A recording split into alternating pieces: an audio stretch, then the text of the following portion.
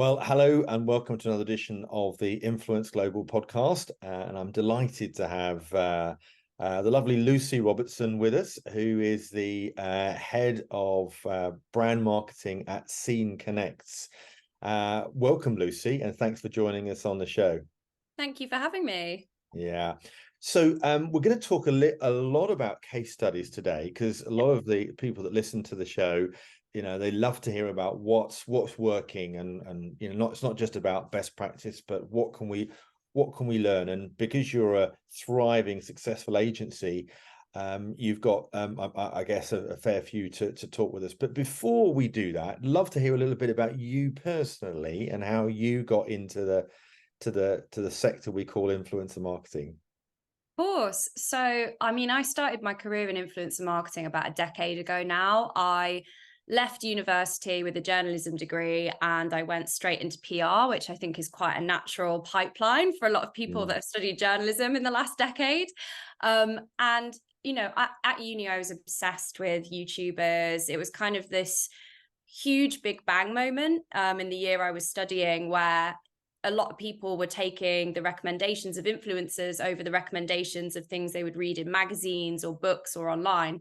And I saw that shift firsthand. Anything I bought was really influenced by the people that I was following on Instagram or I was watching on YouTube. And I went into my first role and, influencer was a very new concept back then. This was still the days where Blogspot or bloggers would, go to events hosted by the likes of like the Body Shop, and it was all very in person.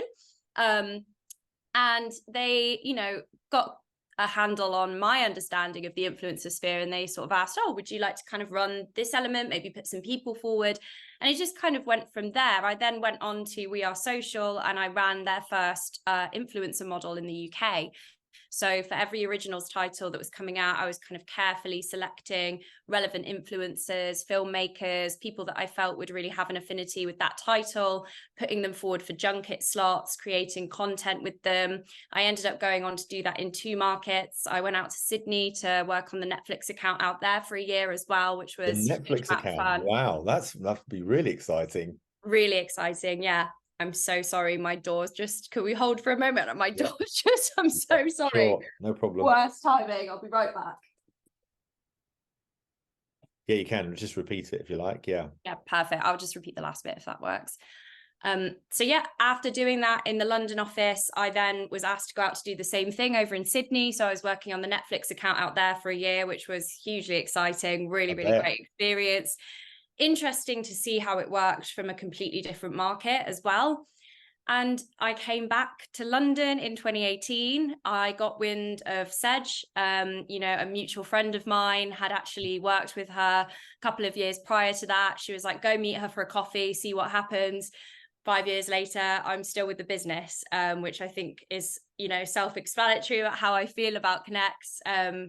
So yeah, it's always kind of been a part of my role, but I think it's because I really entered the industry at the right time, where people were really starting to see the return on investment and the impact of actually building influencer into campaigns. And back then it was definitely a bolt-on. Yes. And I think from the time that I've joined Connects, actually, it's been its own marketing stream. It's been, its own empire in its own right. This is, a $20 billion industry. It's absolutely huge now. And I think the pandemic had a huge impact on that too. Yeah. Peer-to-peer recommendations became so important. People want to hear from people that are in the same boat as them. That idea of like an overly aspirational celebrity doesn't always land, especially when they're all sat in their mansions singing Imagine at You or whatever it was that was going on at the beginning of the pandemic. Yeah. Well, it's all about trust, isn't it? At the end of the day, people want to feel that they can connect. Clues in your title. Exactly. Nice. That they want to feel that there is, as you say, somebody that is like them and is talking in an authentic, genuine way, which you can't really get from any other media, whether it be television, radio, newspaper ads, which is the reason why, of course, this whole sector has exploded, because it is this community that we feel comfortable with, and there are so many different niches out there. So and of course, so Scene Connects, of course, now is quite a substantial business from where it was as you were telling me before, with just four people, and now you've got 50, 60 people, I think, haven't you? Yeah, we've grown hugely over the last 5 years. I mean, as the industry has evolved, so has the business. So, we really aren't, even from an offering and a services perspective, the business that we were back in 2018. Back then, influencer marketing was our bread and butter. That was very much, what we offered. We did it very well. I'd go as far as to say we were a bit of a big fish in a small pond, because we were probably one of the only agencies at the time that really offered, just that solely sort of holistic view of influencer marketing. And as the industry evolved over the years, we started to develop more of these in-house teams. So we recognized a need to hire our own internal production team, because actually, being able to both, onboard the influencers, but produce the content for them became hugely useful, not just for us, but the brand and the influencer as well. Make sure everyone's singing from the same hymn sheet creatively. Research and insights, we've always been a very data first business. We now have a full research and insights team. We use a number of tools internally, everything from Tagger, which helps us to vet authenticity, engagement rates. It helps us search for influencers where there might be a little bit more of a niche brief, as there are a lot of niches, as you've touched upon, and GWI as well, for that really kind of rich sentiment around, each market might have its own perspective or its own attitudes to influencers and the kind of wider industry as well. So having that backing and making sure that everything we do is insight driven is extremely important. And then it just kind of grew from there as well. We onboarded our own paid team. So we run our own paid campaigns in-house as well, make sure that everything is nice and 360 again, events and experiential. It's really kind of developing that end-to-end service for the clients. And as we've kind of grown, we've really recognized that need and that gap. And it enables our clients to really feel that we are that one-stop shop as well. Some clients come to us with a really detailed, fully thought out brief, and they know exactly what they want. They know exactly what KPIs they want to hit. They know what their objectives are. But a lot of the time, clients come to us and they are not quite sure how to approach the world of, creators, influencers. They know there's a need for it to be included in their marketing strategy, but they're not quite sure where to start. So, having that end-to-end approach and really working with them to do the research, looking into their target consumer, looking into the sector that they sit in, drawing out those insights and really helping them almost form a brief collaboratively, really, really helpful for us and really helpful for the client as well. Not every client is going to have that fully baked end result or really know what success looks like for them. So it's up to us to really lean in and help there as well. Yeah, and that's a really good point that you made there. I often talk about, I still think even though the industry has evolved, education is still such an important part of helping people over the line, because it's the internal selling. You can get an enthusiastic brand or marketing manager who wants to do it, but they've also got to convince finance directors and people that are less aware of the impact of influencer marketing and don't necessarily always understand the elements of what makes a successful campaign.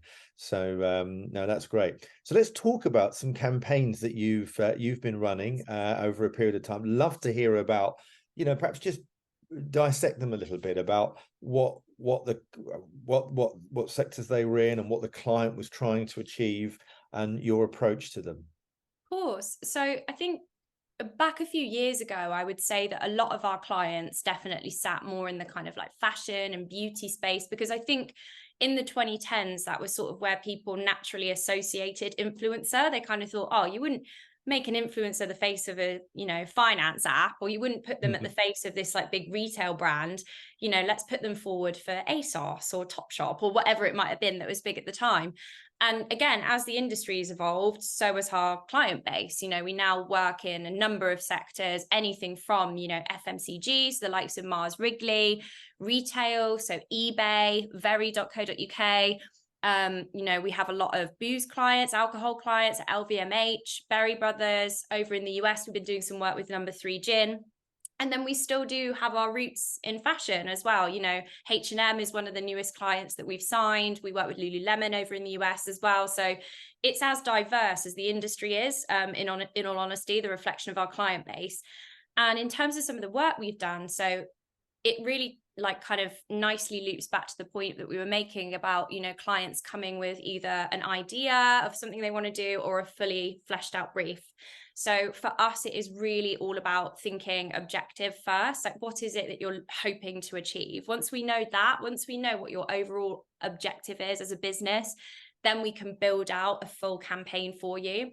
So for example, Very came to us and they were really, really struggling with new customer acquisition. They were shouting into a bit of an echo chamber.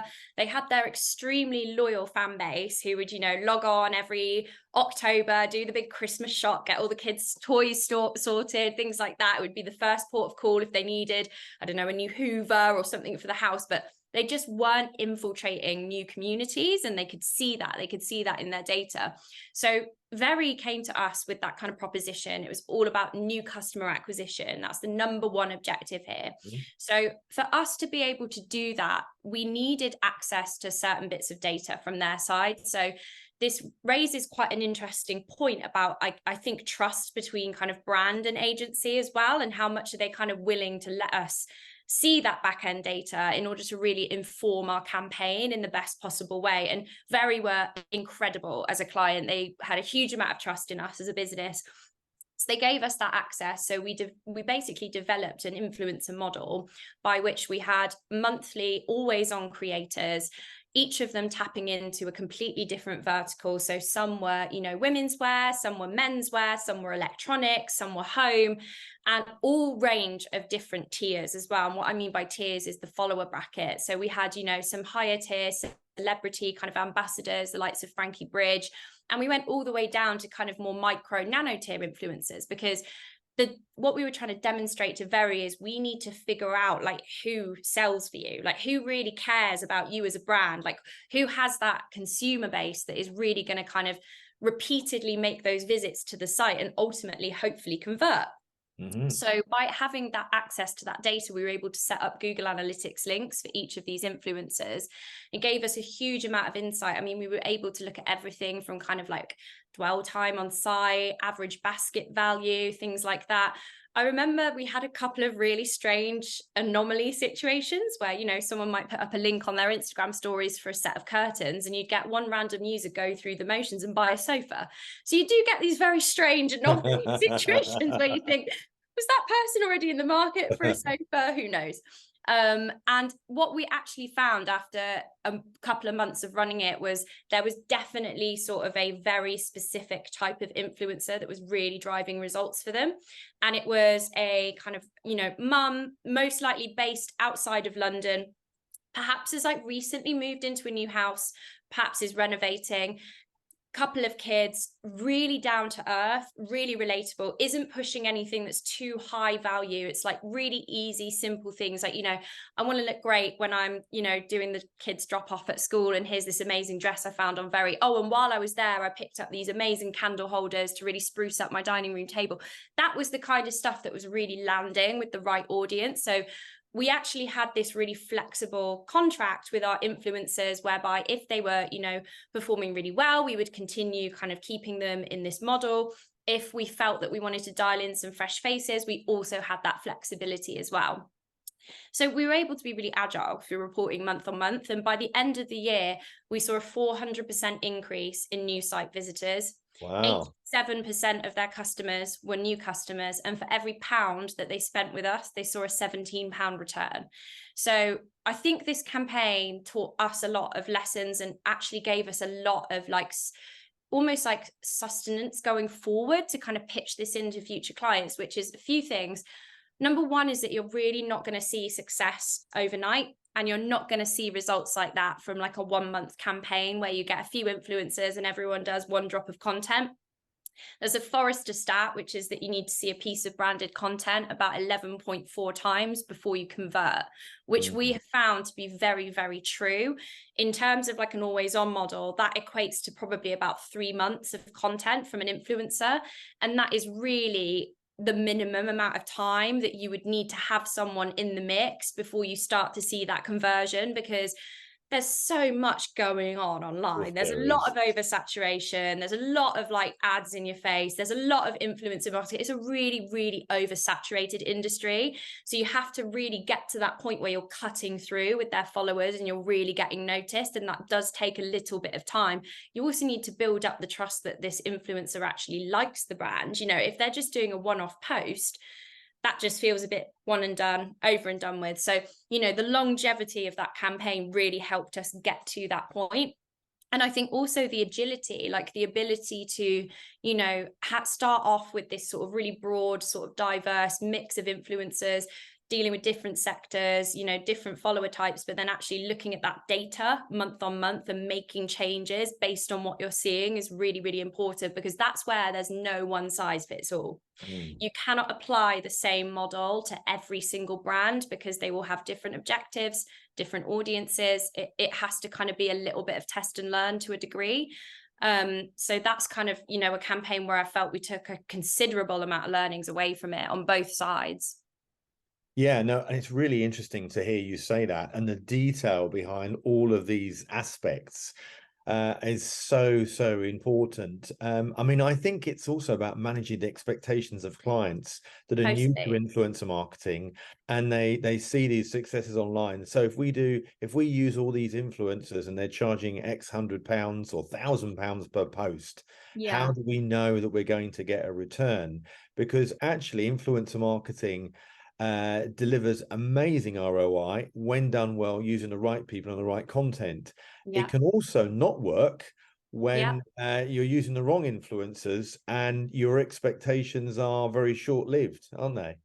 Definitely. I think that a lot of the time that can happen when we do get the kinds of briefs where clients are a bit confused about what they want, and they're maybe a bit confused about the output or the, you know, the end result. And that's why, you know, we have certain processes we go through as a business to really make sure that that brief is fully fleshed out and really signed, sealed, delivered by both sides before we commence with anything. Because if you're unsure on where you want to end up, then you're never gonna get anywhere. We've gotten quite a few briefs over the years where the KPI is just go viral, just go everywhere, go viral. And that's not a KPI. That's Of course something it that we're isn't. really trying to educate our clients on, is like, it's wonderful to go viral. Like, it's amazing, but it's usually actually quite a happy accident, and it happens as the byproduct of good work. So actually take a step back. Go viral is kind of like the, you know, unicorn pipe dream that I think every client wants to happen, but dial it back a little bit and think about what's actually going to drive success for your business specifically. You know, is it awareness? Is it conversion? Is it traffic to site? Is it downloads of a new app? Whatever it might be, we've got to start there. Virality is like a byproduct of that work alongside it. Totally agree. I mean, are there also, presumably, in your view, other examples of where somebody wants a lot of things and then says, well, here's £2,500 to do it, and you think this is just totally not achievable? And that's not because they're trying to get the best out of you, it's because they don't know what's possible for what amount of money. So Yes. how do you educate a potentially new client that wants to work with you what a starting budget might look like?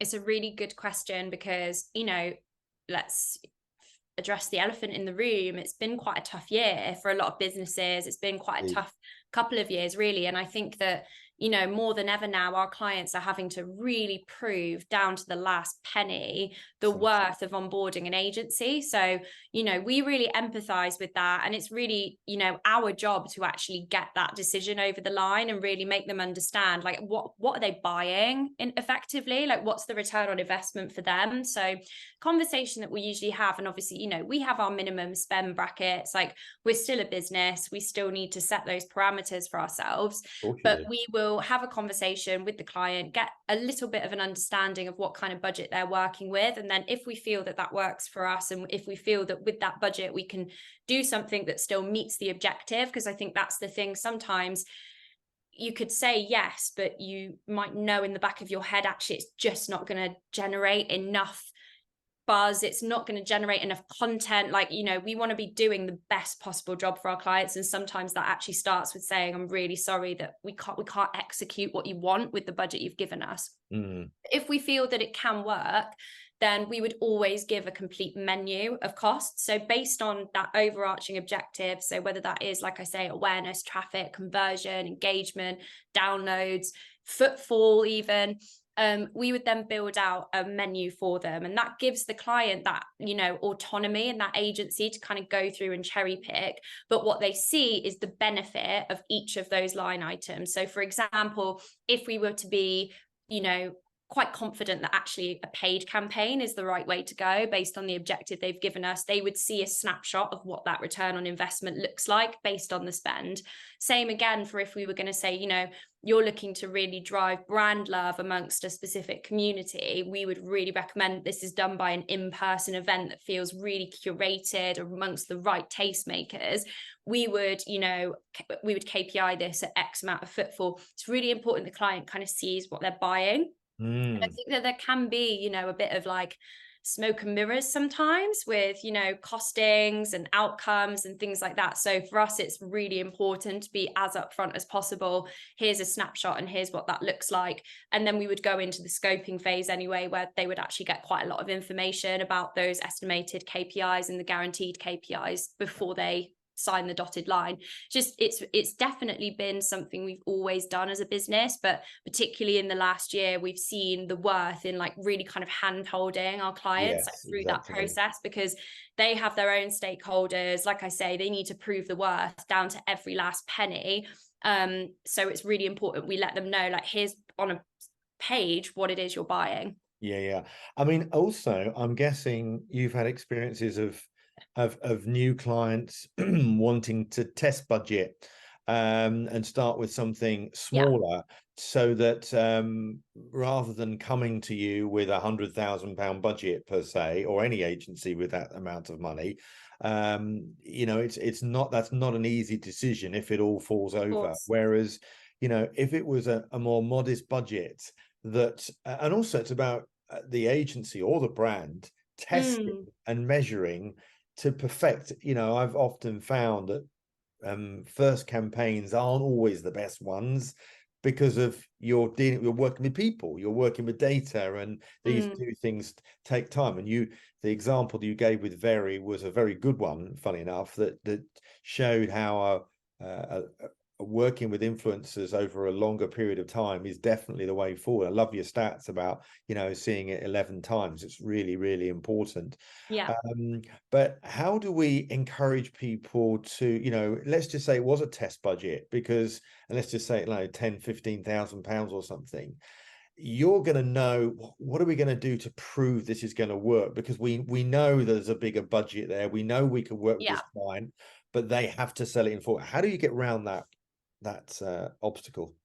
So test budgets are absolutely something we do, because like you say, sometimes a client doesn't want to dive in, you know, right at the deep end and commit to, say, a year-long retainer, which is, you know, what a lot of our other long-standing clients do. Is now they're comfortable with us, they trust us, and that is something that just rolls on year after year. When you're onboarding a new client, there is definitely an education piece on both sides. Like you say, you're getting used to one another, you're getting used to how you work. And on that occasion, we can have a little bit more flex with that initial budget, just to show them what we can do.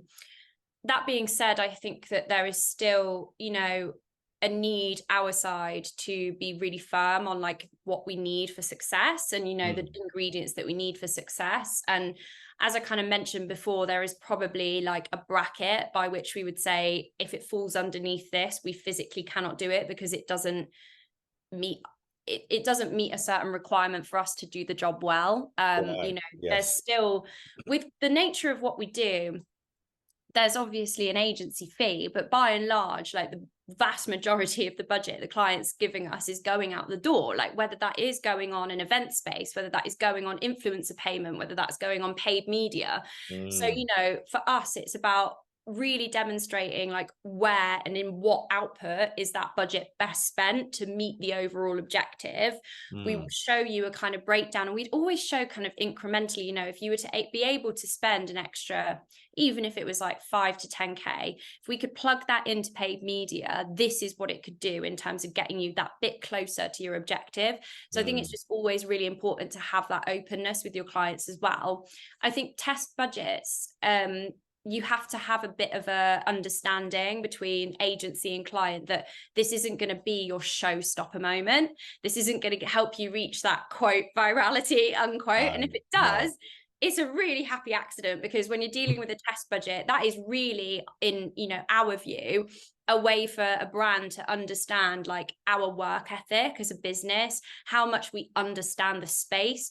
We're always the kind of client where we're always the kind of agency where if we see a proactive opportunity for one of our clients, even if it's someone that we're not, you know, necessarily in a live campaign with at that moment, we'll send that on to them. Like, we have really long-standing relationships with our clients. We've been working with Panasonic for about 5 years, eBay for about 4.5 years, Mars Wrigley for about 4 years. You know, these are big household names that have come back to us again and again, because for us, that people element of what we do is so important. So whilst we will do our very best for the test budget to get you as close to your objective, or, you know, surpass that objective and get you the best possible results, for us it is actually about that brand understanding Connects and understanding what it's like to work with us. And hopefully, and a lot of the time this is what happens, they go, okay, that's actually been a great experience, and, you know, that's someone that I want to deal with, because it really is an extension of your team, isn't it? Like, if you are in the thick of a lot of campaigns and there's a lot going on, you know, we're speaking to our clients every single day. It's a lot of time. It has to be a group of people that you gel with, and, you know, that you feel there is that chemistry with. So that's a huge part of it as well. You could deliver the best possible award-winning campaign, but if you don't like who you're dealing with, or you have difficulties agency side, or your emails are missed and you're chasing things constantly and you're not feeling like there's a shared vision, it's very difficult to then think about going into another contract with that business. Yeah, of course. So we like to give the full picture, because, you know, human approach is really, really important. I mean, I think it's a whole relationship industry, isn't it? Really, it's called collaboration for a reason. But that not said, you know, dealing with influencers on a regular basis who are themselves often doing multiple things requires a lot of work. And I often find that when people say, oh yeah, I'm not going to use an agent, I'm going to just do it all myself, and then think, oh my God, this is a whole lot harder than I thought.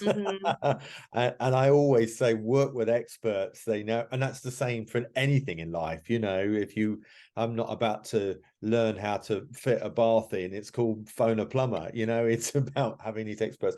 Are there any things that on any of the campaigns that have fallen short? And I'm talking more generally now, where you think that's a learning for us. I don't mean necessarily as an agency, but how do people, when, you know, you've used an influencer and it hasn't landed for one reason or another, how do you work with situations like that? So, you know, there are going to be times where an influencer goes live with a piece of content that you and the client have been so excited about, and you're just waiting for it to rack up those views and, you know, generate all that engagement that you've been looking for, and it just doesn't quite happen. No. And that is unfortunately the nature of the beast. You could predict to the closest accuracy possible, but unfortunately the algorithm does its thing sometimes. And, you know, whether it's that Rihanna's announced she's pregnant 5 minutes before on the internet's extremely distracted, or maybe the app's gone down ever so slightly, or even just sometimes there's no rhyme or reason. Like, you know, the algorithm does its own thing, and for whatever reason, it perhaps doesn't land in the way you would want it to. So we have clauses built into our contracts with all of our influencers that we work with, which effectively says that if the, you know, results are not quite what we've expected on both sides, they'll have the opportunity to produce what we call added value content. Now, a lot of the time, because of the relationship we like to forge with our influencers, you know, we're working with people that want to do well. They want to impress the brand. They want to hopefully get more work out of that brand. They want to see it as a long-term relationship, because we're matching and vetting people based on that. We're looking for potential long-term partnerships here. So the conversation a lot of the time with the influencers, if we're working with them maybe for the first time in association with this brand, is, you know, if this goes well, this could turn into an always on, or if this goes well, this could turn into another campaign. So we include that clause, and we always kind of let the influencers know that that's there, because a lot of the time, if they are good content creators and they see that their KPIs for that post and their results haven't quite hit the mark, they will want to fix that. Like, they will want to do good. So whether that is, you know, an extra batch of Instagram stories, whether it's reposting it, we'll decide, you know, as a team what the best port of call is to fix that, because it can happen. But that is something that, you know, we have seen. It does happen. Sometimes things go live and they don't And quite. they've got a vested interest at the end of the day in making it work, because if it doesn't land for the client or you, it actually doesn't land for them either. And Exactly. you know, somebody that's worth their weight in gold, I would have thought is you know, wanting to try again, or to do something at a different time or whatever.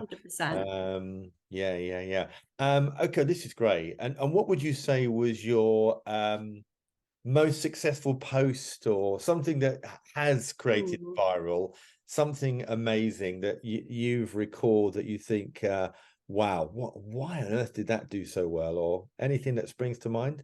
Yeah, definitely. So we've done a lot of work with Lumix over the years, Panasonic Lumix, and we did a campaign with them that we were actually scoping just before the pandemic hit, which was that we were working with 45 filmmakers across the globe to champion their new camera that was coming out, the S5. So we got a kind of camera to these 45 filmmakers based at pretty much everywhere. And they each were given a very top line brief. And the beauty of Lumix and working with Lumix is that you shoot the campaign on the product, which is, Of course, you know, of course you do. it's quite unique, but it's fantastic. And we hit the roadblock of COVID-19. You know, a lot of the shoots that we imagined were going to go ahead couldn't, and a lot of the influencers and filmmakers had to really change tack.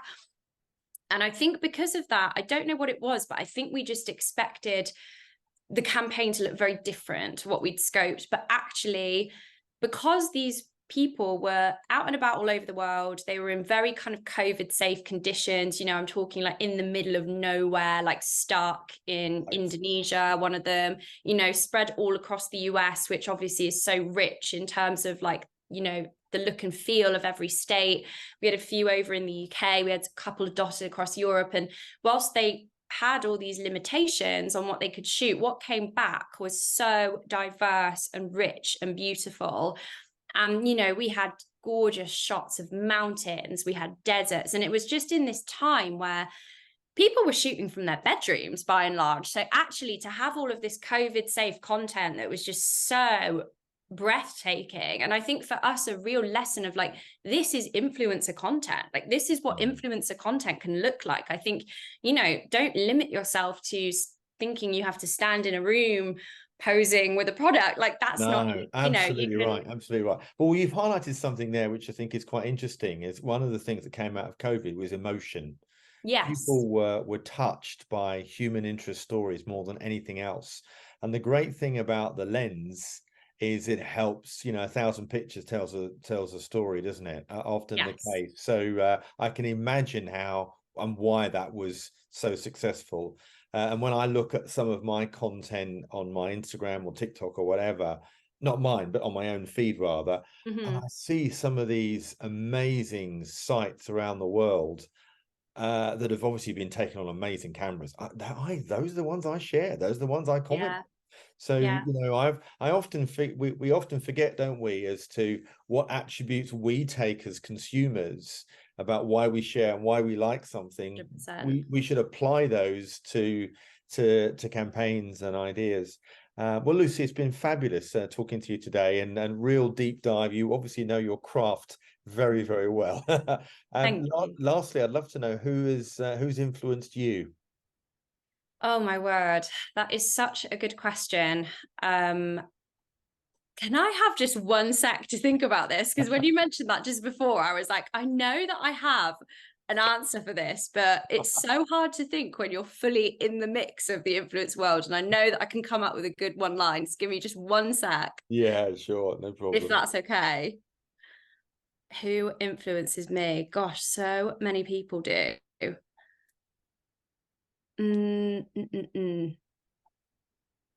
Gosh, my mind's really gone blank on this. Oh, it could be anybody from, you are a successful. Sometimes people say their parents. Sometimes people say it was my school teacher. Sometimes people say it was somebody that's a great content creator, or it might be another entrepreneur, or it might be a female icon. David Attenborough is somebody that influenced me, for example. He brings to life the natural world.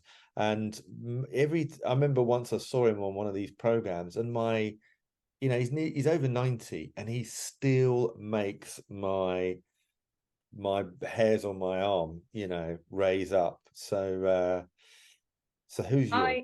I do have someone who does. It might sound a bit left field. So I just before the let me word this correctly. I feel like I'm probably overthinking it a little bit. Okay, so someone who influences me, this might seem like a bit of a sort of roundabout answer, but the Lumix campaign that I just touched upon, I was working with a lot of filmmakers. I was looking at a lot of creative treatments. I was even at times looking at scripts, which was fantastic. And it did really kind of open up my eyes to a whole new world of content creation and how content can look, even for an ad, or even, for product placement, influencer content, what have you. And I would actually say it's that collective of filmmakers. They inspired me actually in the lockdown to go to night school and study screenwriting. And wow. I did a sort of a course with Curtis Brown Creative, and it has 100% impacted kind of how I view output in my role. I run the marketing team. We actually went live with our new show reel just today. And, you think a lot more about pacing, storytelling, things like that. And that came as a result of the Lumix campaigns that I'd worked on previously. Really wanted to kind of educate myself a little bit more on how to elevate everything and to really think about that storytelling. So I would say that campaign and that collective has just kind of been a bit of a domino effect in how I've seen my career go. Right. That's lovely, lovely, lovely way to end. So how can people find out more about you? Connect with you online? How do they do that? So you can find me on LinkedIn. I am Lucy Alex Robertson on LinkedIn. On everything else, I am Lucy Alex Robbo. That's ROBBO. There's a lot of Lucy Robertsons out there, so you've got to change it up a little bit. And if you want to get in touch with me, whether that's to have a chat about anything I've talked about today or to discuss a potential brief, I'm lucy@sceneconnects.com. And our website is Scene Connects on all channels, or www.sceneconnects.com. Great. Thank you so much. Thanks so much. Thanks for having me.